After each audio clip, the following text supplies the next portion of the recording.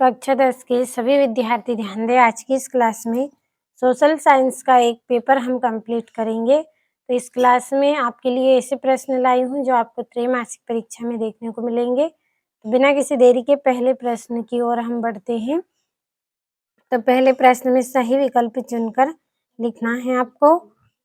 भारत में सर्वाधिक साक्षरता वाला राज्य है कौन सा राज्य है? केरल। दूसरा है इनमें से कौन सी रबी की फसल है? चना।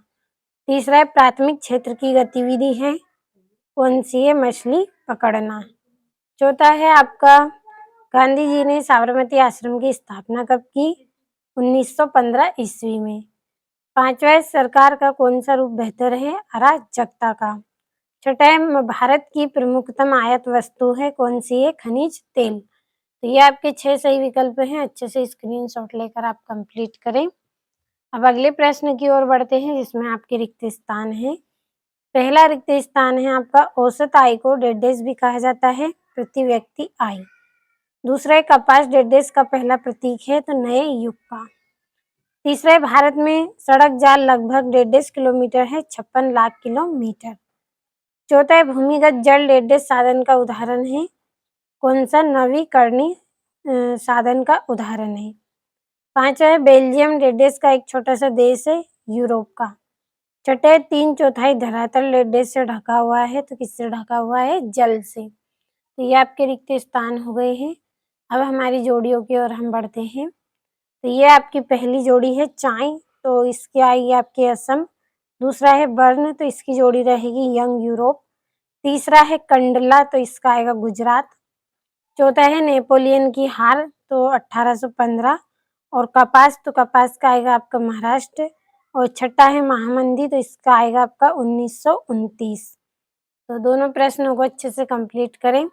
अगले प्रश्न में आपके एक वाक्य में उत्तर है तो उनको पढ़ लेते हैं।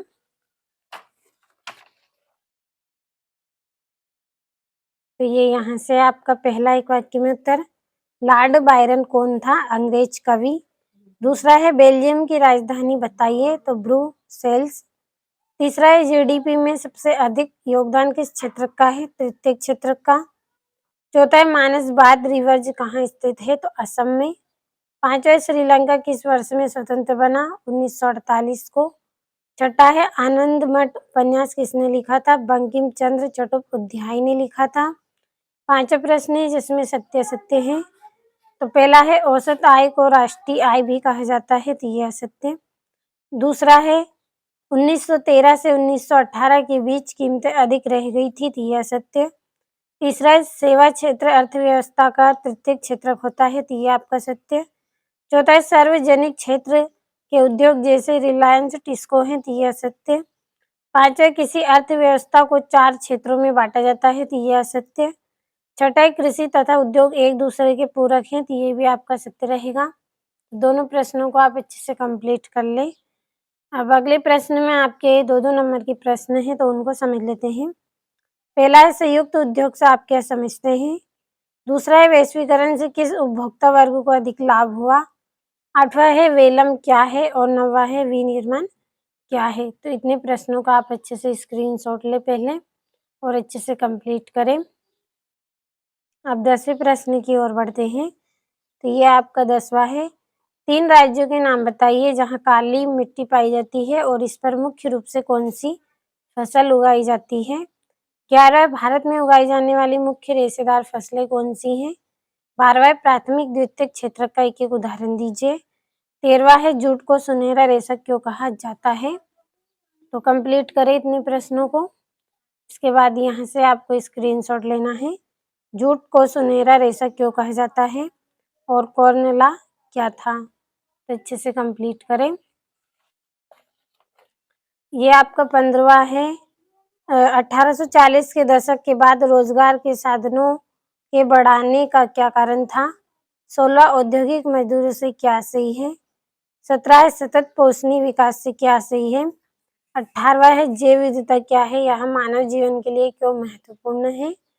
और 19वां है आपका मुद्रा के प्रमुख 3 कार्यों की व्याख्या कीजिए। तो 3-3 नंबर के प्रश्न हैं आपके।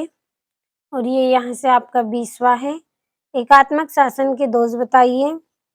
21वां परंपरागत और गैर परंपरागत ऊर्जा साधन में अंतर 4 नंबर का। 22वें में दल व्यवस्था क्या है उसका महत्व बताइए। और भारत में खनिज साधनों के संरक्षण के उपाय लिखिए। 23वां में जलियांवाला बाग हत्याकांड पर टिप्पणी आपको लिखनी है। तो 4 नंबर का प्रश्न है और एक प्रश्न आपके लिए इम्पोर्टेंट है इस क्लास में, तो कंप्लीट अच्छे से कर लें।